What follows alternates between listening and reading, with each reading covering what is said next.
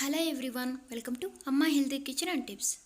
ఈరోజు శ్రావణమాసం స్పెషల్ రవ్వ కేసరి ఏ విధంగా చేసుకోవాలనేది మీతో షేర్ చేసుకోబోతున్నాను. ఈ రెసిపీ అందరికీ తెలిసినప్పటికీ ఈరోజు నేను చెప్పబోయే విధంగా ఒక్కసారి ట్రై చేసి చూడండి. మీరు ఇక ఎప్పుడూ కూడా ఇదే విధంగా చేసుకుంటారు.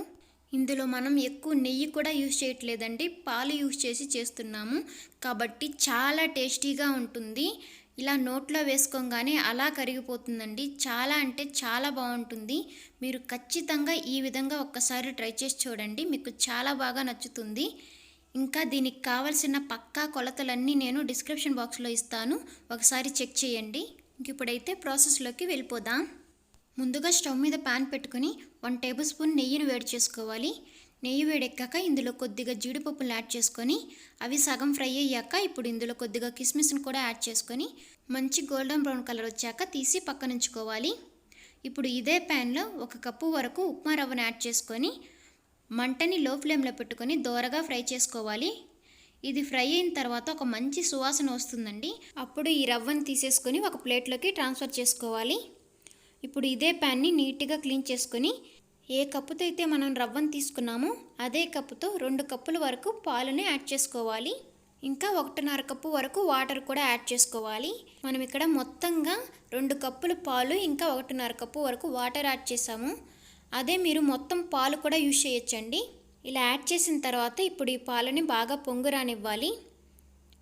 ఇలా పొంగొచ్చాక ఇప్పుడు ఇందులో మనం ముందుగానే ఫ్రై చేసి పెట్టుకున్న ఈ రవ్వను యాడ్ చేసుకుంటూ మంటని లో ఫ్లేమ్లో పెట్టుకుని కంటిన్యూగా ఒక 5 నిమిషాలు కలుపుతూనే ఉండాలి, లేదంటే ఉండలు కట్టేస్తుందండి.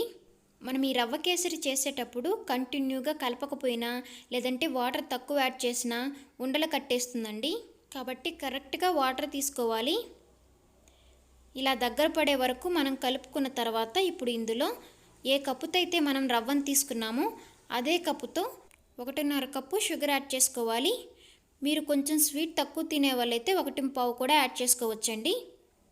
ఇలా షుగర్ యాడ్ చేసిన తర్వాత ఈ షుగర్ బాగా మెల్ట్ అయ్యే వరకు కంటిన్యూగా కలుపుతూనే ఉండాలి, లేదంటే ఉండలు కట్టేస్తుందండి.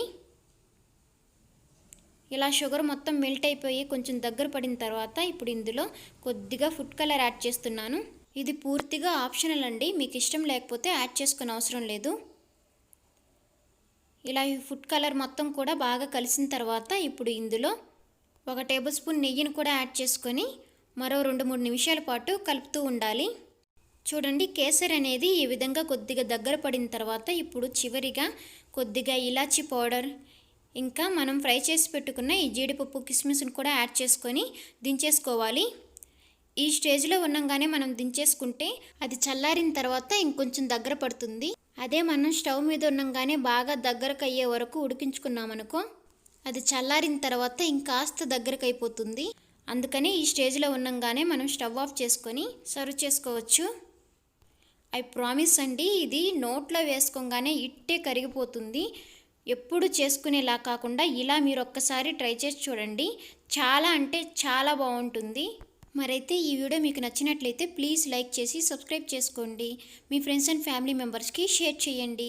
Thank you so much for watching.